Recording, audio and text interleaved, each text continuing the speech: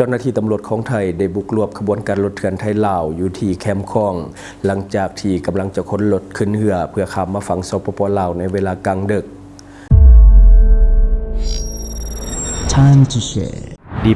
ผลิตภัณฑ์ปกป้องตับจากเครื่องดื่มแอลกอฮอล์สวัสดีท่านผู้ชมกลับมาพบกับรายการTime to Shareสำหรับพวกข่าวที่เราอยากจะนำเสนอในมื้อนี้ก็คือเกี่ยวข้องกับเรื่องของขบวนรถเถื่อนที่กำลังจะขนส่งมาฝั่งสปป.ลาวแต่ว่าเจ้าหน้าที่ตำรวจของไทยสามารถที่จะสกัดจับและก็ได้ของกลางไปแล้วซึ่งว่าข่าวนี้เราได้มาจากแฟนเพจ Not Now ก็คือพักเนื้อตอนนี้นั่นก็คือเพิ่นเอาลงไว้น่าสนใจเมื่อกลางเดือนวันที่14ตุลาปี2025ที่ผ่านมาเจ้าหน้าที่ของไทยได้รับแจ้งว่ามีการลักลอบนำส่งรถยนต์ที่จะเอาออกจากราชอาณาจักรของไทยโดยบ่ผ่านพิธีทางภาษีหรือว่าสวยสะอากรอยู่บริเวณแคมป์ฝั่งแม่น้ำคลองชายแดนไทยลาวในพื้นที่บ้านห้วยเอียนตำบลลาวงาวลายงาวอำเภอเวียงแก่นจังหวัดเชียงรายหลังจากนั้นเจ้าหน้าที่ของไทยหรือว่าเจ้าหน้าที่ที่เกี่ยวข้องจึงได้สั่งการให้หัวหน้าสถานีเรือเสียงของจัดชุดลาดตระเวน จัดชุดลาดตระเวนลงพื้นที่ทันทีหัวหน้าสถานีเรือได้จัดทีมเจ้าหน้าที่วิสาเฉพาะเฝ้าระวังและก็ติดตามจำนวน2ชุดลงพื้นที่ตั้งแต่เวลา 16 โมงในหัวค่ำต่อมาเวลาประมาณ 20 โมง 10 นาทีชุดเฝ้าติดตามกลุ่มคนไทยได้กวดพบเรือจักรหางยาวจำนวน2ลำที่ตีแพคู่กันก็คือตีแพคู่ขนานเพื่อที่จะบรรทุกรถกระบะไปฝั่งสปป.ลาวซึ่งแลนสวนกระแสนำขึ้นไปทางภาคเหนือก็คือเข้ามาจอดเทียบบริเวณจุดที่ได้รับแจ้งไว้เบื้องต้นก็คือพบว่ามีรถกระบะคันหนึ่งยี่ห้อโตโยต้ารุ่นวิโก้สีขาวเป็นป้ายทะเบียนจังหวัดสระบุรีขับมาจอดอยู่จุดชมวิวห้วยเอียนแล้วก็เข้าไปจอดบริเวณท่าเรือโดยได้หันหัวรถลงไปทางฝั่งแม่น้ำคลองเกียมที่จะเอาขึ้นเรือจากนั้นก็มีเรือจักรหางยาวที่ได้เกียมไว้ที่จะเอารถขึ้นเรือก็คือเจ้าหน้าที่ทหารเรือของไทยจึงได้แสดงตัวว่าเป็นเจ้าหน้าที่เข้าไปกวดสอบแต่ว่าคนขับรถกระบะได้ไว้ตัวทันก็คือหัวเจ้าหน้าที่อยู่บริเวณดังกล่าวจึงได้ทิมรถที่เป็นของกลางทั้งหมดและก็อาศัยความมืดหลบหนีเข้าไปในความมืดได้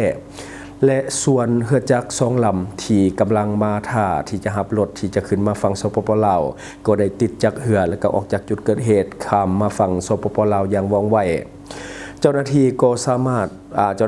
มารถติดตามตัวของผู้ต้องหาได้จึงได้ประสานหาด่านภาษีและก็สวยสะอากรของเสียงของและก็ทหารพรานกองร้อยเฉพาะกิจให้ไปช่วยตรวจสอบของกลางที่ว่าเป็นรถยนต์กระบะจำนวน1คันดังกล่าวพร้อมแจ้งข้อกล่าวหาแก่ผู้ที่ว่าหลบหนีไปได้ว่าร่วมกันในการลักลอบนำพารถยนต์ออกจากราชอาณาจักรไทยโดยที่ว่าบ่ผ่านพิธีทางภาษีอากรจากนั้นจึงได้ทำการกดยึดและก็นำเอาของกลางไปที่สถานีเรือเสียงของเพื่อกดสอบอย่างละเอียดนั่นก็คือขบวนการรถเถื่อนที่ว่าเกิดขึ้นทางฝั่งประเทศไทยที่จริงก็มีมาโดยตลอดก็คือนำเสนอข่าวอันนี้ไปค่อนข้างที่จะหลายและก็หลายคนน่าจะได้เห็นนำกันว่าขบวนการรถเถื่อนมันมีตั้งแต่เหนือจนฮอดใต้ถึงว่าทางภาคเหนือส่วนใหญ่ก็จะอยู่เชิงกับจังหวัดเชียงรายของประเทศไทยซะส่วนใหญ่แต่ถ้าว่าอยู่ทางภาคใต้ก็จะมีตั้งแต่บึงกาฬและก็ไปที่นครพนมและก็พุระมุกดาหารจนฮอดอุบลส่วนใหญ่จะพบทางภาคใต้หลายกว่าทางภาคเหนือซึ่งว่าอันนี้ก็เป็นอีกหนึ่งขบวนการที่เจ้าหน้าที่เพิ่นเข้าไปกวดสอบแต่ว่าบ่สามารถที่จะจับกลุ่มผู้ที่ว่าเป็นผู้ต้องหาได้แต่ว่าได้ของกลางเป็นรถกระบะ1คันมาก็คือเสียดายมันได้มาแต่ของกลางคือคนกระทำผิดนี่สามารถหลบหนีได้ซึ่งว่ามีหลายข่าวที่ว่านำเสนอไปซึ่งว่าคนหายสามารถที่จะหลบหนีเข้าในความมืดได้ตลอดซึ่งว่าออกมาลักษณะแบบนี้หลายแล้วก็คนที่เป็นคนขับเรือส่วนใหญ่ก็หนีได้ตลอดที่จริงในตำรวจไทยเขามีสปีดโบ๊ทคันเขาสินำเขาจะก็นำได้เพราะว่าเรือจักรมันบริไวไปได้ดอกแห่งเรือจักรที่มาเหตุแบบตีคู่กันเพื่อที่จะเอารถกระบะขึ้นมันซ่าคือไทยเขาจะมีสปีดโบ๊ทแต่เขาก็บ่ฮู้ว่าเป็นยังเขาจะบ่นำคันเขานำมันก็ได้อยู่แล้วก็คือเรือเขาจะแห่งไวแต่ว่ามันเป็นเวลากลางคืนแน่แล้วก็อยู่บริเวณชายแดนแน่เขาจะอาจจะบ่อยากเสี่ยงว่าสินะบางทีมันคนหายนี่มันมีอาวุธมียังว่าสิกาอาจจะเห็นให้เกิดความอันตรายได้คือการลักลอบค้าขายหรือว่าการส่งเครื่องของที่ผิดกฎหมายตามแนวชายแดนระหว่างลาวไทยนี่ถือว่ามีมาโดยตลอดอานิกาจบไปเรื่องของการลักลอบเอารถข้ามจากฝั่งไทยมาที่สปป.ลาวประเด็นเข้ามาเบิ่งอีกหนึ่งข่าวก็คือการลักลอบขนยาเสพติดจากลาวเข้าไปฝั่งทางเมืองไทย เนาะก็คือคนในเวลากลางคืนผ่านทาง2 ทางแม่น้ำคลองหรือว่า2 ทางธรรมชาติในวันที่15 ตุลาปี 2025ในเวลา 10 โมงสถานีเรือหนองคายจังหวัดหนองคายหน่วยเรือรักษาความสงบตามลำแม่น้ำคลองของไทยและก็หน่วยงานที่เกี่ยวข้องได้ร่วมกันในการแถลงข่าวเรื่องของการกดยึดยาบ้าจำนวน1 ล้านเม็ดโดยเจ้าหน้าที่สถานีเรือหนองคายได้ประสานสมทบกับหน่วยงานที่เกี่ยวข้องกดยึดยาบ้าบริเวณแคมป์ฝั่งแม่น้ำคลองใกล้จุดจอดเรือบ้านจอมแจ้งตำบลสีกายอำเภอหนองคายจังหวัดหนองคายเมื่อเวลาประมาณ 23:30 นาทีของวันที่ 13 ตุลาปี 2025 ที่ผ่านมาสืบเนื่องจากวันที่ 13 ตุลาปี 2025 เวลาประมาณ 17 โมงที่ผ่านมาเจ้าหน้าที่ได้รับแจ้งจากสายลับว่าจะมีการลักลอบขนส่งหรือว่านำสิ่งผิดกฎหมายจากฝั่งสปป.ลาวเข้าสู่ราชอาณาจักรไทยบริเวณบ้านจอมแจ้งตำบลสีกายอำเภอหนองคายจังหวัดหนองคายสุดปฏิบัติการข่าวและก็สุดลาดตระเวนของสถานีเรือหนองคายจึงได้แบ่งกำลังออกเป็น2 สุดเข้าซุ่มสังเกต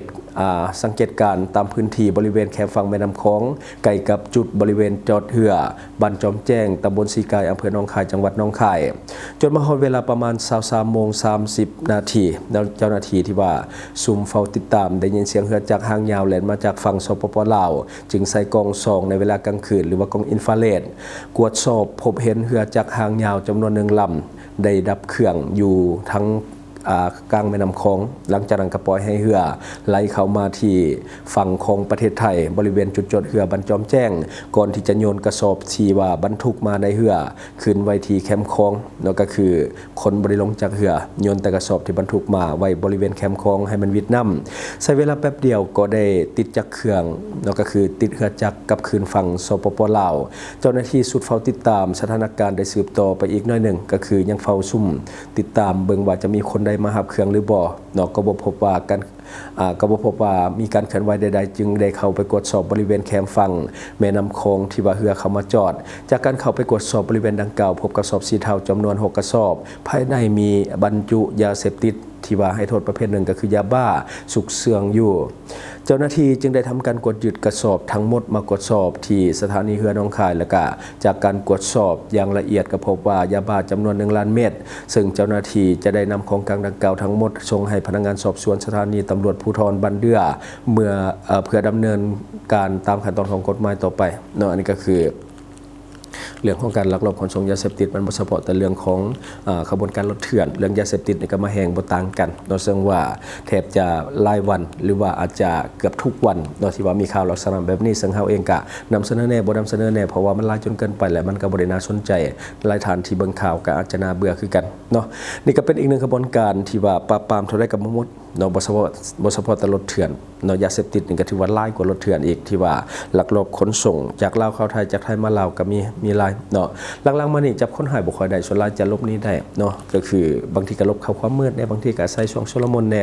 นี้ได้เนาะก็เลยว่าได้แต่ของกลางซะส่วนใหญ่ตอนนี้คนหายกำลังตอนที่คนหายเนาะที่กำลังขนยาลงเจ้าหน้าที่นี่มีโอกาสที่จะเข้าจับกุมได้แต่เจ้าหน้าที่นี่อยากได้คนทั้งฝั่งไทยหลายกว่าก็เลยว่าซุ่มต่อไปว่าผู้ใดจะมาหับของกลางที่วางไว้อยู่หันหลายกว่าแต่สุดท้ายเขาบ่มาหับกันเลยว่าเสียโอกาสที่จะจับเนาะคนที่ว่าไปส่งยาก็บ่ได้เพราะว่ากลับคืนมาฝั่งสปป.ลาวส่วนคนไทยที่ว่าจะมาหับก็บ่เห็นมาหลังจากนั้นก็เลยว่าได้แต่ของกลางไปอันนี้ก็คือน่าเสียดายเนาะที่จริงน่าจะรวบได้เนาะเพราะว่าตอนที่เขาขนยาลงเขาเจ้าน่าจะยังบ่มีสติเพียงพอก็คือเรือมันบริติดจักไว้เนาะก็คือแบบว่าเรือนี่ดับเครื่องแล้วก็ลักลอบ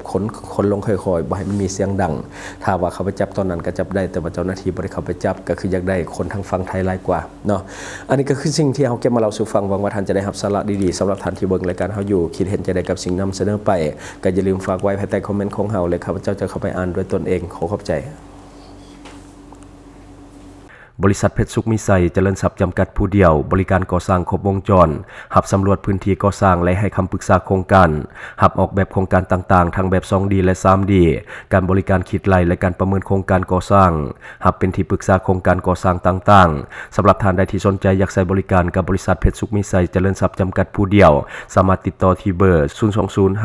02055662255 หรือ 02077776451 หรือท่านจะเข้าไปเบิ่งผลงานที่ผ่านมาของบริษัทพวกเราได้ที่แฟนเพจบริษัท PSMC จำกัด